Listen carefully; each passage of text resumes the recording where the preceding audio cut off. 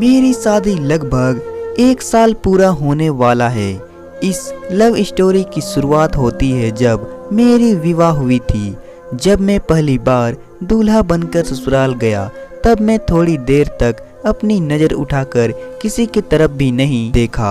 मैं कुर्सी पर बैठा हुआ था और मेरे चारों तरफ कुछ रिश्तेदार बैठे हुए थे। तभी अचानक मेरी नज़र मेरे सामने खड़ी एक लड़की पर पड़ती है।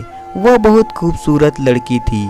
मुझे देखकर मंद मंद हंस रही थी। उस समय मैं दूल्हा बना हुआ था, इसलिए सोच रहा था कि मेरे कपड़े का लटास पर लगे हुए टीके में कोई गलती है। तभी मैंने अपने जीजाजी से पास बुलाया और कहा, मेरे कपड़े तथा लटास पर लगा हुआ टीका सही है या नहीं। तब जीजाजी ने कहा, सब कुछ ठीक है, एकदम मस्त लग रहे हो। इतने में वह लड़की मुझसे कहती है, अगर मैं आपसे शादी कर लूंगी तो मेरी बड़ी बहन से शादी कौन करेगा। फिर मुझे पता चला कि यह लड़की रिश्ते में मेरी साली लगती है। काफी देर मजाक वाली बातचीत करने के बाद में उस लड़की से उसका नाम पूछा तब वह लड़की जवाब देती है कि मेरा नाम सपना है। थोड़ी देर बाद शादी के रस्म में शुरू हो जाती है। शादी के बाद से मेरी और सपना की काफी जान पहचान हो जाती है। रिश्ते में साली लगने की वजह से वह मेरा मोबाइल नंबर ले लेती है। शादी की सारी रस्में पूरी हो जाने के बाद अगले दिन मैं अपने पत्नी को लेकर अपने घर पहुंच गया। पत्नी के साथ रोमांस करने के लिए लगभग 3 दिन बाद में अपने पत्नी को घर वालों से मिलवाने की रस्म मैं पूरी करने के लिए ससुराल ले जाता हूँ। मैं वहाँ जाकर चुपचाप कमरे के अंदर बैठा हुआ तभी लगभग मेरे पास आकर बैठ जाती है। सपना मुझसे बातें करने लग जाती है। थोड़ी देर बातचीत करने के बाद वह मुझसे मजाक के दौरान अपनी बहन के बारे में पूछने लगती है। आपको सबसे पहले बता दूं कि सपना मेरी पत्नी की छोटी बहन है जो रिश्ते में मेरी साली लगती है। सपना मजाक के दौरान मुझे गंदी बातें भी करती रहती थी। रात के समय मैं मकान के छत के ऊपर सो रहा था। सपना रात में अचानक से मेरे पास आकर सो जाती है, लेकिन इस बात का अंदाजा मुझे बिल्कुल भी नहीं था। मैं गहरे नींद में सो रहा था। तभी अचानक मुझे मेरे पास किसी लड़की के होने का एहसास होता है। तभी मैं नींद से उठ जाता हूँ और देखता हूँ कि सपना मेरे पास सो रही थी। मैं सपना को जगाने की कोशिश करता हूँ और कहता हूँ, जल्दी उठो वरना कोई देख लेगा। लेकिन सपना उठने के बजाय मुझसे लिपटकर सो रही थी। फिर काफी देर कोशिश करने के बाद सपना नींद से उठ जाती है और मुझसे कहती है, जीजाजी आप तो मुझे सोने भी नहीं देते हो। तभी मैं कहता हूँ, शायद आपको पता नहीं है कि आप कहाँ पर सो रही हो।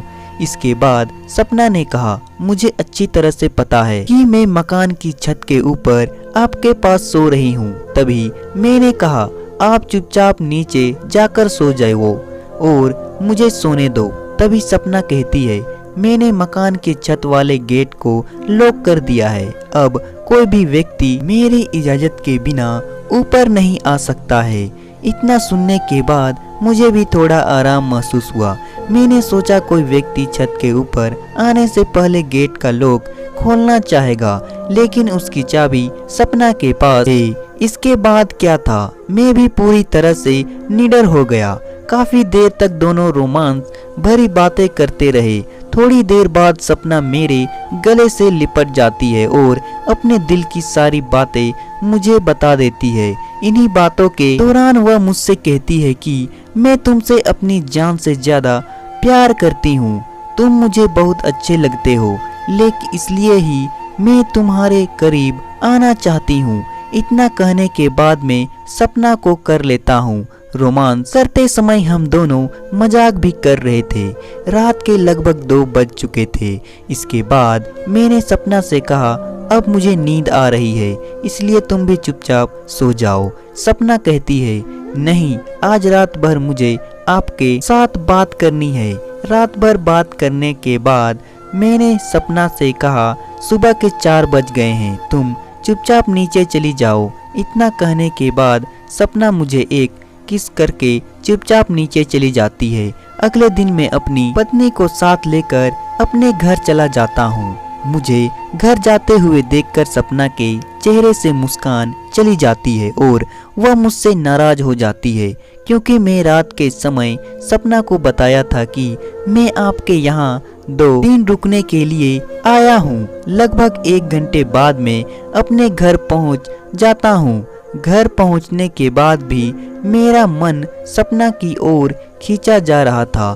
थोड़ी देर बाद सपना मुझे कॉल कर देती है और कहती है, जीजा जी आप तो बोल रहे थे कि मैं 2 दिन रुक कर जाऊंगा। मैंने कहा किसी काम की वजह से जाना पड़ा है, लेकिन अगली बार जरूर करूंगा और आपके कहने पर ही वापस जाऊंगा।